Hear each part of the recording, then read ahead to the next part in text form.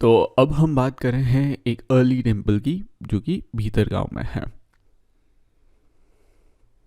ये है वो टेम्पल। ये जो टेम्पल है ये करीब 1500 साल पहले बना था। और किससे बना था? ब्रिक से बना था।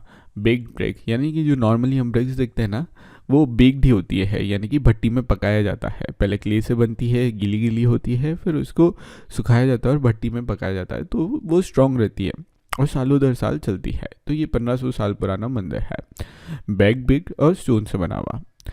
ये वाला मंदिर की बात कर रहे हैं हम। ये भीतरगांव भीतरगांव एक जगह है यूपी में, वहाँ की बात कर रहे हैं।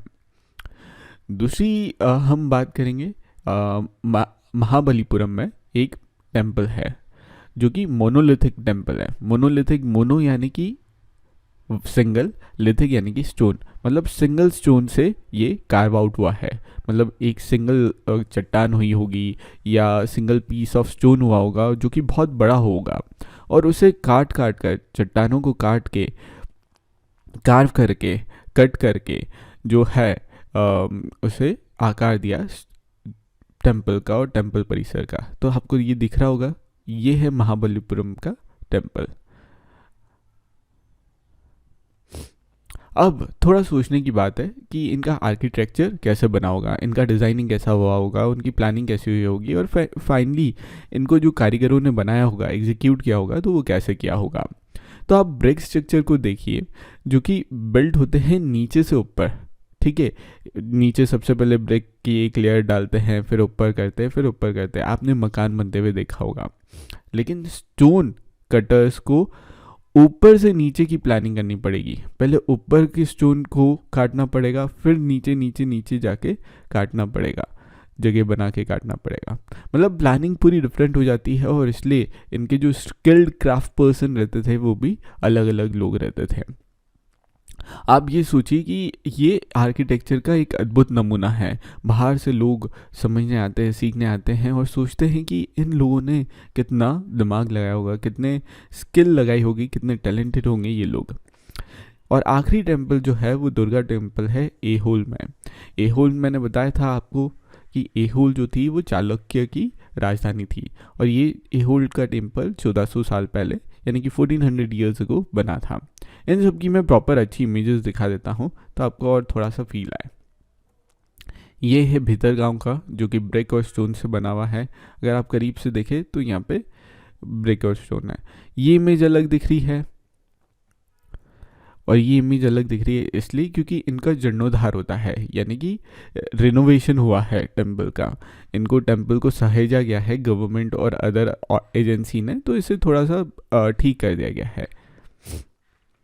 दूसरी चीज़ जो मैं आपको दिखाना चाह रहा हूँ वो है महाबलीपुरम का टेम्पल, जो कि एक सिंगल स्टोन से कार्व आउट किया गया है। ये है महाबलीपुरम का टेम्पल। और एहोल का ये दुर्गा टेम्पल है। आप देखिए कितना प्यारा स्टोन वर्क करा हुआ है, कितने अच्छे से जो है कार्व आउट किए हैं, नक्काशी की है यहाँ पे। अब मोनोलिथ जो वर्ड है उसका मैं सिग्निफिकेंस बना देता हूँ। ऐसा कोई ह्यूज स्टोन हुआ होगा, ऐसी बड़ी चट्टान हुई होगी, और इस चट्टान को ऊपर से स्टार्ट किया होगा, इसे काव किया होगा, पहली लेयर, फिर दूसरी लेयर, फिर तीसरी लेयर, इस तरीके से फिर फाइनली कार्व आउट करके कुछ इस टाइप के टेम्पल बने होंगे। अंडरस्टैंडिंग समझ में आ रही है कि किस टाइप से वर्किंग होती थी। अब भीतरगांव के टेम्पल की बात करते हैं तो एक शिखर है, हर टेम्पल के ऊपर एक शिखर होता है। ये है भीतरगांव और उसका शिखर है, और शिखर जो रहता है वो ऑन टॉप ऑफ गर्भगृह, जो कि मार्क रहता है सीक्रेट प्लेस का, कि यहाँ पवित्र स्थान है। ये शिखर बनाना भी बहुत प्लानिंग की बात होती है, और हर टेम्पल में एक ओपन स्पेस होता है जिसे मंडप बोलते हैं, और जहाँ पे लोग जो रहते हैं उस हॉल में, उस मंडप में असेंबल होते हैं, मिलते हैं। यहाँ पे आपने भी देखा होगा कि गर्भगृह के बाहर और मंदिर के बाहर मंडप का स्थान होता है, जहाँ पे लोग मिलते हैं, बात करते हैं, और भजन और दूसरे मंदिर की एक्टिविटीज़ जो है वो परफॉर्म करते हैं। महाबलीपुरम और ए होल को मैं आपको मैप में दिखा देता हूँ कि ये जगह कहाँ है। ये रहा ए होल, चालुक्य की राजधानी थी, हमें याद आ रहा है, और महाबलीपुरम यहाँ पे है, समुद्र तट के किनारे महाबलीपुरम है।